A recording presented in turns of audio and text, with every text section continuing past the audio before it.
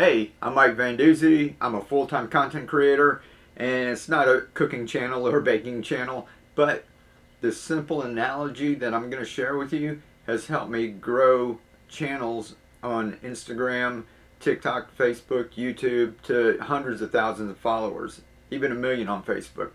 And it's all been organic traffic. No paid ads, so you won't have to spend a lot of money, and nothing really going viral. So we're going to get right into it because your time is valuable. Time is our most precious asset, and I'm not going to waste that for you. Everything you need to know about content creation will be tied to this one analogy. Your content is a cookie. Now, I guarantee you, once you hear this analogy, you'll never forget it. A lot of the stuff that the help channels do is what I call vanilla, and what you really need is Rocky Road.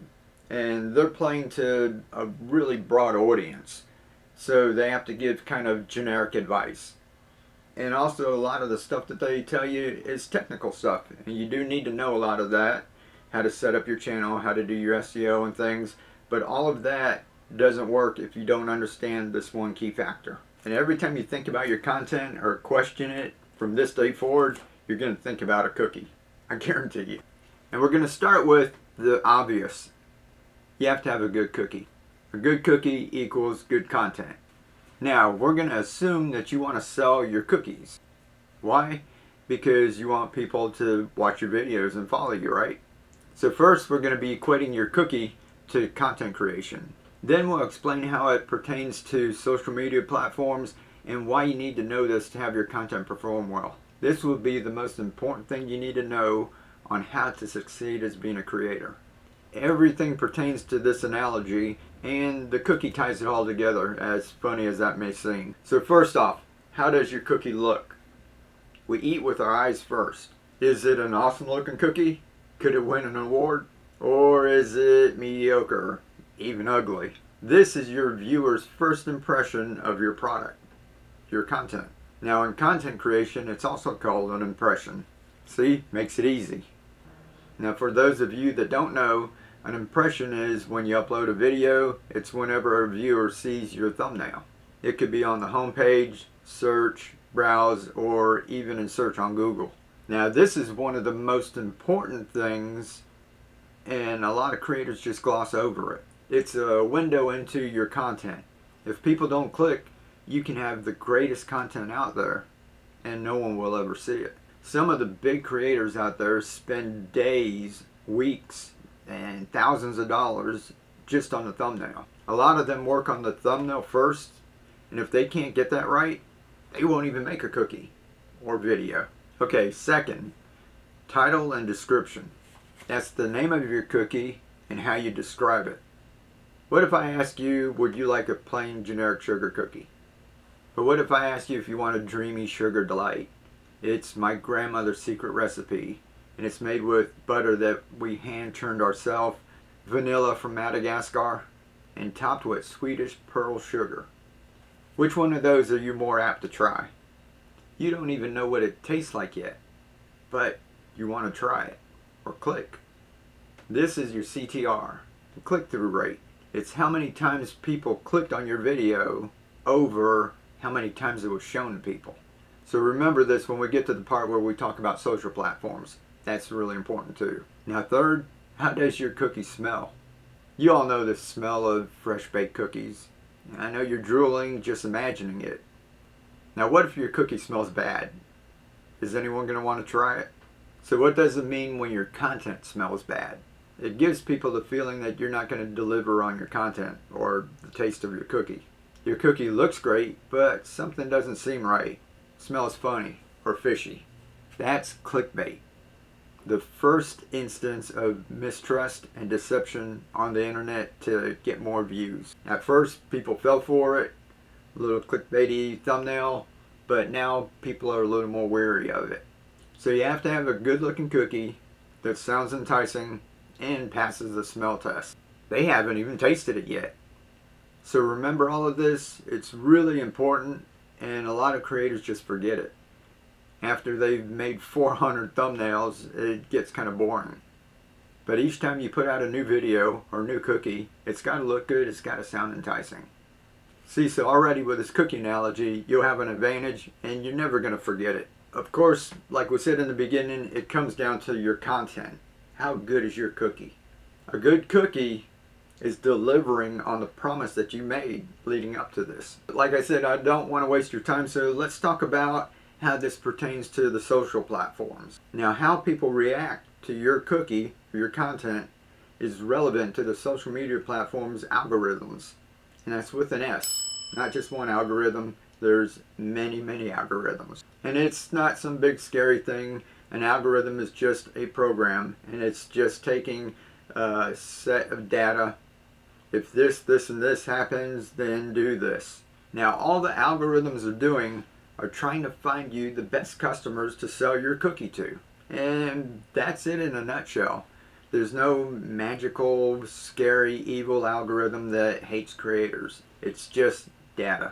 So if you make normal cookies with wheat and there's a group of people with gluten allergy, does it make any sense to try and sell your cookie to them? No. So you have to feed the algorithms the right information for them to build the right audience for you to show your product to. That's why if you're trying to get more views and you lie, or you're deceitful, or you ask the wrong people to watch your videos, you feed the algorithms the wrong information. What happens then is they build the wrong audience to show your next product to. And then that audience doesn't like it, and it all snowballs from there. That's why you see a lot of creators who have been out there for years, and they've got a big community, and everybody's helping each other and watching videos, but nothing's happening, and they just keep spinning their tires in the mud. And this is why organic traffic is one of the most important things out there. It feeds the algorithms of all these social media platforms the correct information. Then they can build the right audiences for you to sell your product to. Now, why does this all work? Why is it important? And this is where we get to the social media cookie jar or bucket. This is where it all makes sense. And if you understand it and you can execute on it, then you have a more likely chance of succeeding as a creator. You have a cookie to sell. A fantastic cookie. At least you think it is. Never ask friends or family their opinion on how good your cookie is, especially if they're nice and they know how hard you've worked on it. It can taste like garbage and they'll still pat you on the back and say, "It's good, sweetie." And then they'll make that face when they turn away. You know what I'm talking about. And the ones that do tell you the truth, you might not believe them. You might just think they're jealous of you or that you know better than they do. Ask strangers. Now, that might be hard to do, but that's what's going to serve you best. Don't go down to the bad side of town and ask strangers to taste your cookie. Find some groups where creators congregate on Facebook, Meetup, there's several other places, and ask creators that you don't know their opinion on your content. As a favor, you could do the same for them. Now, you could just pay people to watch your videos and grow an audience, but if you want to do it for free, you turn to social media. Now, this is how I picture all of this working, at least for me. It works now, and I believe it's going to work throughout the future, because it's not a trick or a hack, it's behavior. So this is where the social media cookie jar, the bucket, comes into play. Alright, in order for you to sell your cookies on social media, they give you a bucket, or what I call a social media cookie jar. Now when you're new, you get a tiny bucket. Your bucket will be filled with your cookies, or your thumbnails. Remember, we talked about that. These are your impressions, your thumbnail, your title, your description. Now, the platform will put you in front of a small audience to start, and your job is to empty your bucket. Sell all your cookies. And a lot of you are like, yeah, that's the idea, but this is how you gain traction and you grow an audience. So if you empty your bucket a few times, the platforms start to think, hey, people like this cookie. Let's find more people like that. These are called lookalike audiences, and maybe give you a bigger bucket. Get it? So you do this over and over, and they'll give you a bigger bucket and a bigger bucket, which means you get more impressions, more people, more chances to sell your cookie. Then this is where things snowball, and people all over the world are wanting your cookies. Awesome, right? What can go wrong? If you get the cookie analogy, it's probably going through your head already. I know it. This is why I said it pertains to everything, and you'll never forget it. The problem is executing on all of this. How many people out there bake cookies? Now, how many awesome cookie companies are there? And how many are mediocre or generic cookies or bake sales or just side hustles? So let's start with your bucket, your tiny bucket when you first start. Not many impressions. What happens if your cookie looks bad or smells bad? And what happens if you're just standing there slouched down like, want to try my cookie? You're not going to empty your bucket. Now you do this over and over, and the platforms are not going to give you any bigger buckets. You don't deserve it. You're wasting attention. You're wasting their audience. Why would somebody want to put an ad on you where you make your money when you drive your audience away? Now, some creators spend years and years putting out mediocre cookies over and over and over again, hoping that one day one of them will go viral. For most, it never does. Worse yet, what if you're asking people and begging people to take your cookies just so you can empty your bucket? You hear some creators saying, please watch my videos or turn on my playlist and just let it play. I'll watch yours. Now, what happens if a creator does that and their friends oblige, thinking they're helping?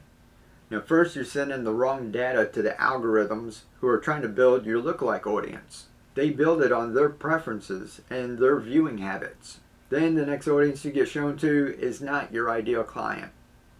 It's like selling cookies with milk, eggs, and butter to a group of vegans. Now, what if your friends say, okay, and they click on your video? They give you a thumbs up, maybe even comment, but they don't really watch your video. Your viewer retention goes down. People don't hang around, and the platforms give the bigger buckets to the creators that have an engaged audience. The people that love their cookies, and more can go wrong. Yep. Now, speaking of viewer retention, the platforms love that. They love people who stay longer and watch more ads, and that's how you make money. Now, what happens if you have a good-looking cookie? Sounds good, smells good, but the instant they taste it, they spit it out.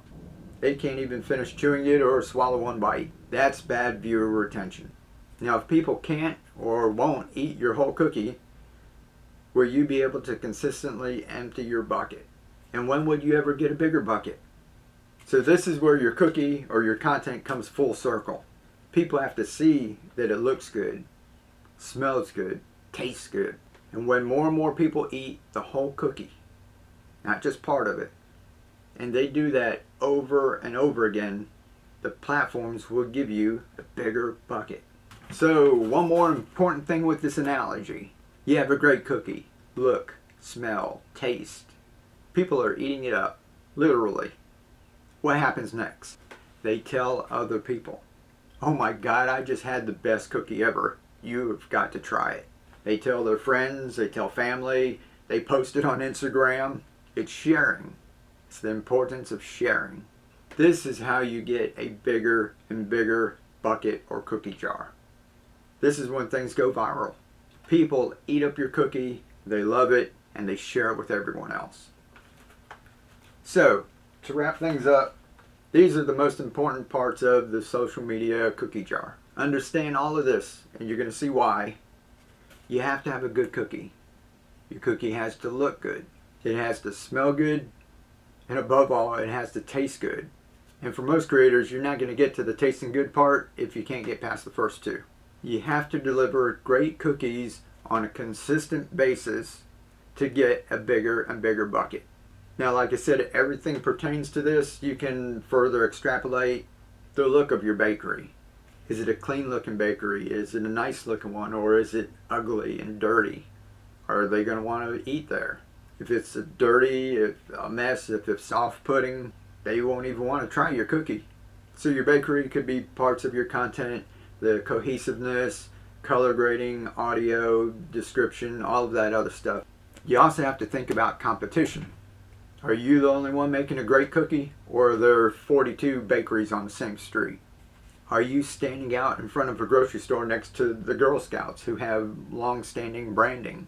And do you have a unique cookie with hand-churned butter and Swedish pearl sugar? Or do you just have a plain sugar cookie? And your competitor has that. You can also think about holidays and trends and so on.